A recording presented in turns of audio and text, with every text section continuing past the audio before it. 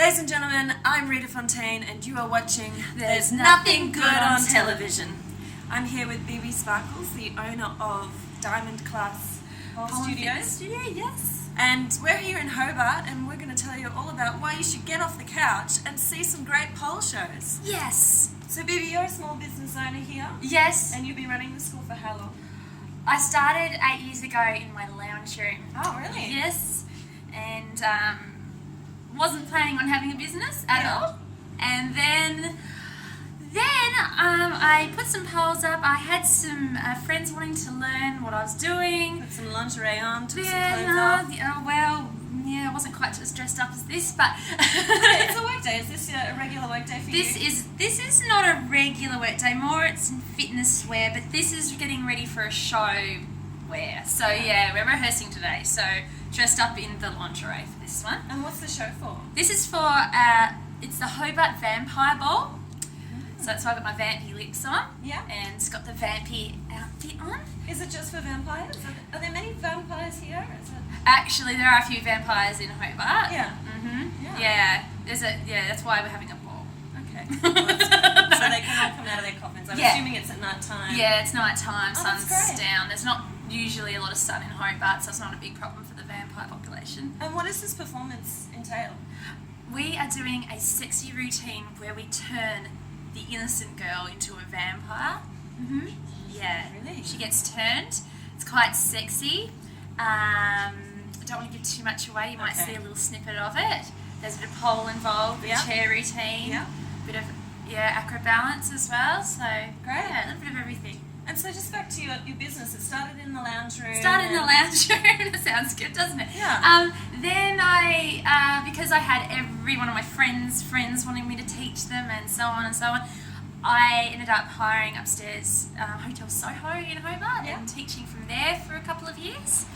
Then it grew even more and I ended up getting a little studio on Liverpool Street. Great. 2 years after that, and I met my fiancé as well. Pole dancing? Yeah, well, he wasn't a pole dancer, but he is now. You seduced him like the vampires, maybe he was the innocent, and yeah, got him into it, and then he bloody well went and won things, didn't he? Oh, he had better pole dancers than me.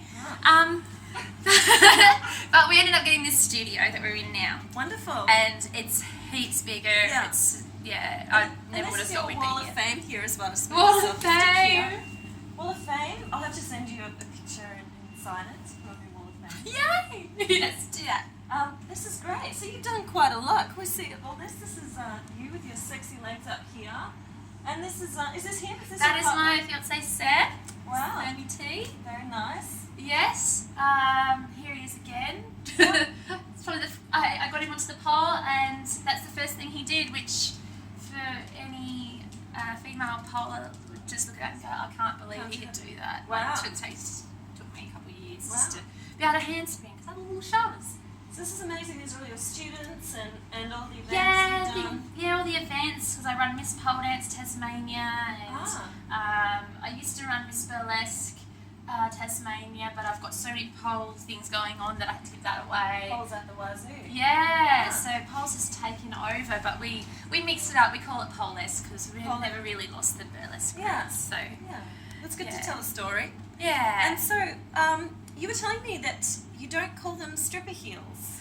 Well, this here you go. This is how this started. In Hobart, pole dancing was we're a couple of years behind in thinking to the rest of the mainland. We call it the mainland for all you mainlanders. The rest of Australia is the mainland. Yeah. We had to really push. We had to really push the fitness side of pole. Yeah. Because people just assumed that the girls were stripping. Yeah. And our classes are more about fitness. It's hard to believe me see you wearing this. But yes, they are more about fitness. But it can be sexy fitness. Yeah, but as the girls progress up through the levels, they're like, can we do a sexy routine? Yeah. And you find the more advanced girls will be doing more sexy style. But doing a sexy routine, it's not. It's not. It's more for the entertainer, and it seems to be less about you sort of want to seduce the audience, but it seems to be less about the audience and more about yourself and how you feel in your body. And it's really hard to explain the difference between that and a men's club. to people. Yeah. Because There's nothing wrong with boys' club. No, it's just different. And it's hard to explain that. But people are getting it. They're getting it. It took a couple of years. So people used to say to me, "Oh, so you teach pole dancing? Where do you perform that?" Yeah. And I'm like, "Oh, they want to know." And I'm like, "No, I actually don't perform it in a men's club." And I'm like, "Oh, really?" And now when I tell people that I do pole dancing, they're like, "Oh, that's really good for fitness. I hope that's really good for your core." So my friend does that. Yeah. Well, when they're trying to get pole dancing into the Olympics, yes. whoever they may be. I think that was Katie Coates in the UK that's pushing for that. Who, it's been recognised as a sport by the Olympic body. So, it might. Who knows? Might get in there. I won't be going that way because I like a theatre style of pole.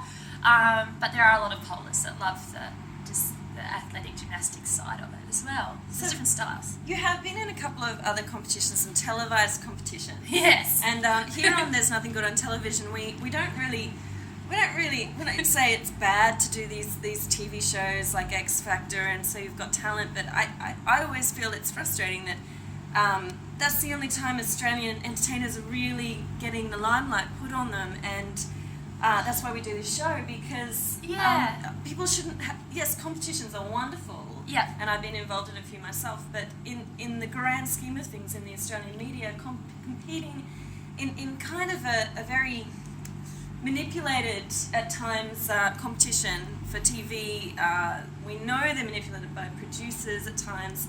I feel that it's just...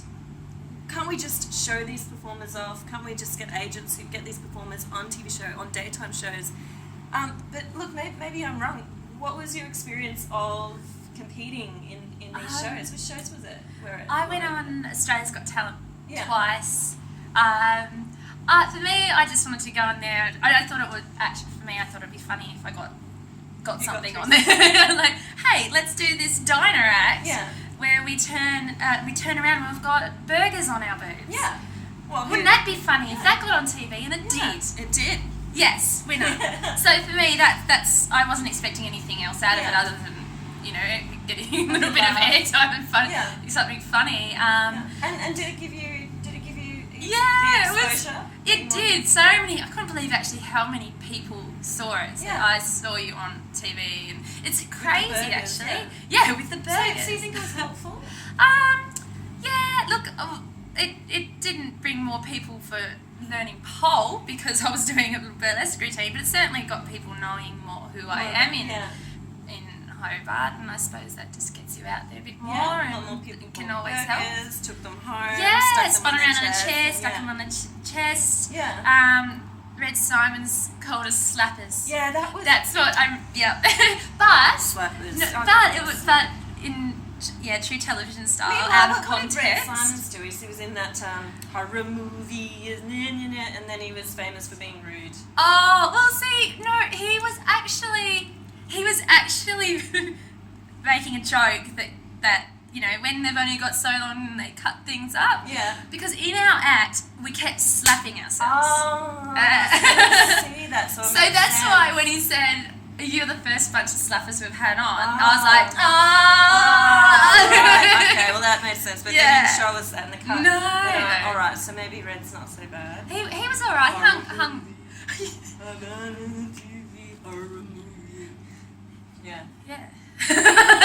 He was alright. He hung backstage. Oh, that's good. That's good. There's always one judge that no one likes. I can't remember the one. Oh well, we don't have to talk about them if they're not worth remembering. No, I don't even remember the name. Okay, well, thank you so much. We're just getting a little footage of the girls practicing, and and we'll put it on the end of this interview. Thank you for joining us. You can find out more about Bebe Sparkles and her school at www.dcpolefitness.com.au. And you may as well, ladies and gentlemen, because guess what? There's nothing good on television.